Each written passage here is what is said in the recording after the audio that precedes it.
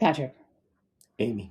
we have spent the last year doing something most people in instructional leadership have not even done yet. We have mapped strategy by strategy exactly what artificial intelligence can do in observation and feedback cycle. And more importantly, exactly where it stops. Not approximately, not philosophically, but precisely.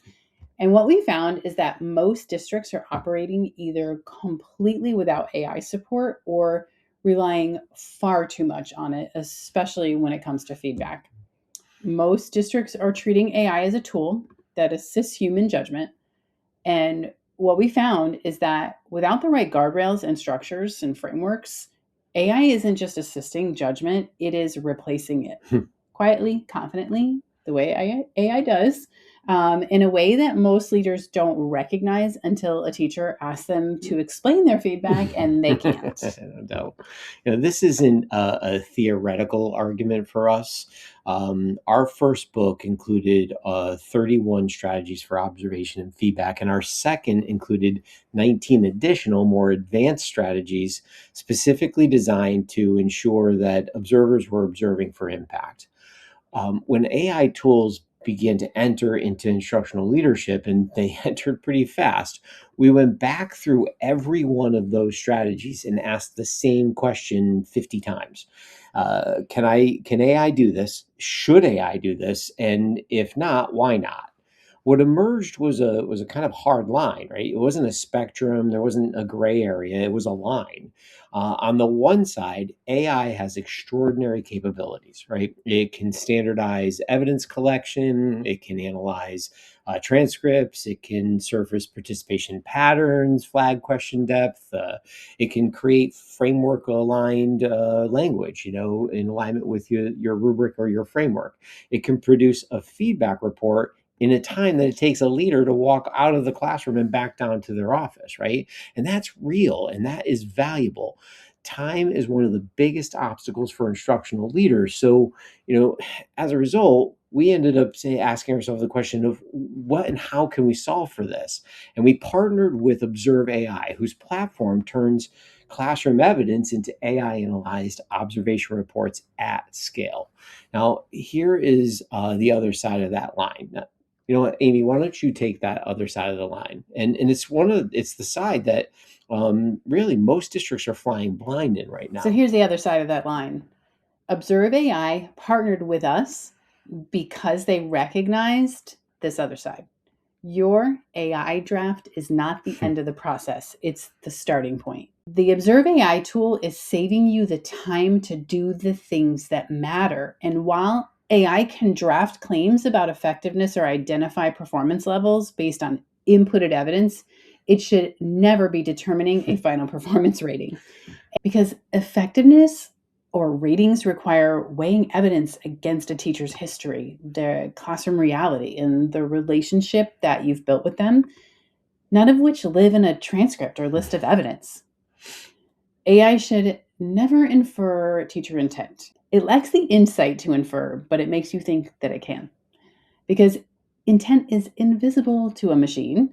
Only a leader who knows that teacher, who was present in that room, can make that call. AI should never diagnose root cause because root cause requires knowing what you cannot see in the notes, the history, the belief system, the conversation from 3 weeks ago that set all of this lesson in motion.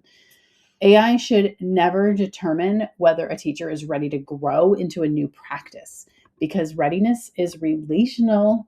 It's not built from algorithms. AI detects patterns, which is awesome, but leaders must interpret patterns. And leaders then must decide what matters next. And those are not the same jobs. And when we start to blur that line and when the tool crosses from our assistant to our decision maker, we don't just risk bad feedback. We risk something really hard to recover from. And we're already starting to see this, a teacher who stops trusting that anyone actually saw them. Here's what this possibly looks like in practice. A leader, jumps into an LLM or an AI observation tool, gets a report, and then shares it with the teacher.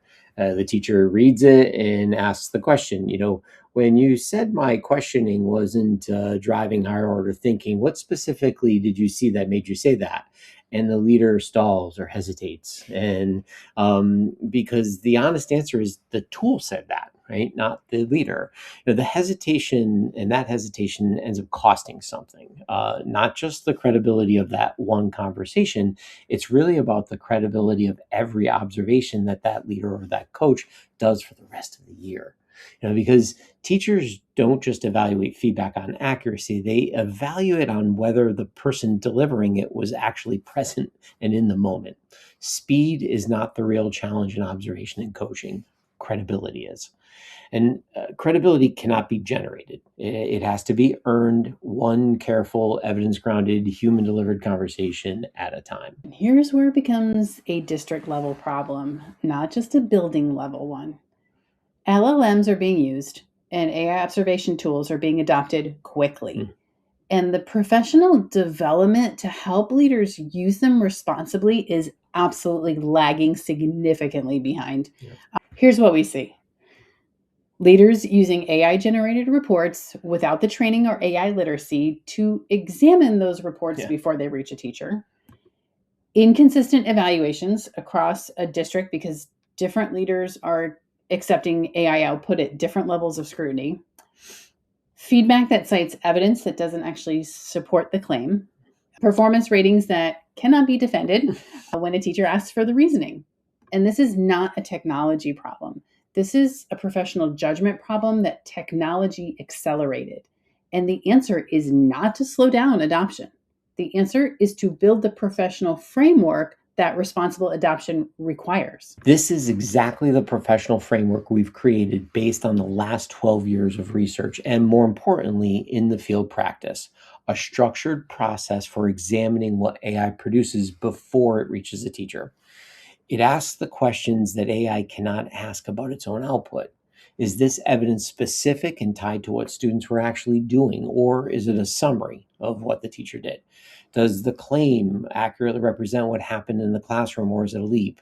Is the identified root cause grounded in what was actually observed, or is it an inference that hasn't been tested against what the leader knows about that teacher? Is the recommended next step right size for where the teacher is right now, or is it generic enough to apply to anyone? Right? Or are there too many to tackle? Is this feedback beginning to open a conversation, or is it closing one? Right? These are not the questions a tool can answer about its own output. They require you as a professional, someone who is in the room, someone who knows the teacher, someone who has the training to weigh evidence against the standards and make a judgment call that they can stand behind when a teacher asks them to explain it. AI generates the analysis, the professional generates the meaning. That is the framework. That is the line. And we built a tool to make sure leaders never cross it. We call it the Tepper and Flynn Vetting Tool. When a leader uses the vetting tool before delivering feedback, they walk into that conversation able to explain every claim and have just a different level discussion. Not because a tool told them what to say, because they did the work of examining the evidence, testing the reasoning, making the judgment call themselves. And when a teacher asks, hey, when you said my questioning wasn't driving higher order thinking, what specifically did you see that made you say that? The leader doesn't hesitate. They say, here's exactly what I saw.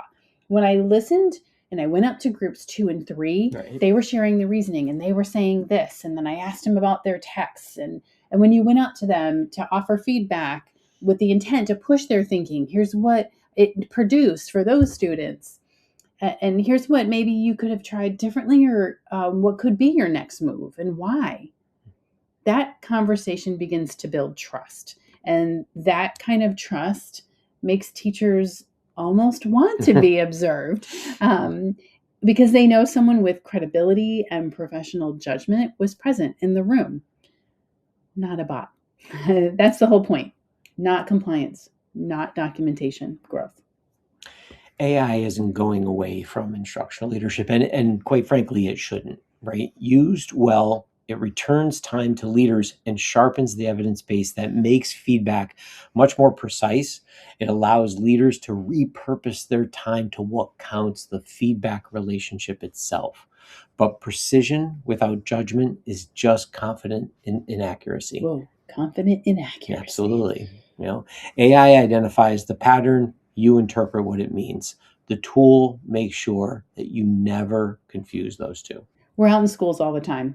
And so we know the teachers in your buildings are being observed by leaders who are really trying to do this work well with too little time, too little support, and now a set of AI tools that can do a part of the job faster than anyone expected.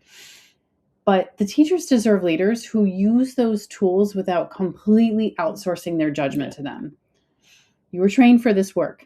The tools work for you, not the other way around. If this landed, share it with a district leader or coach navigating AI adoption right now. Oh, wait, that's everyone. If you want to see Observe AI and the vetting tool in action, we are hosting demos this week. The link will be in the description. Thanks.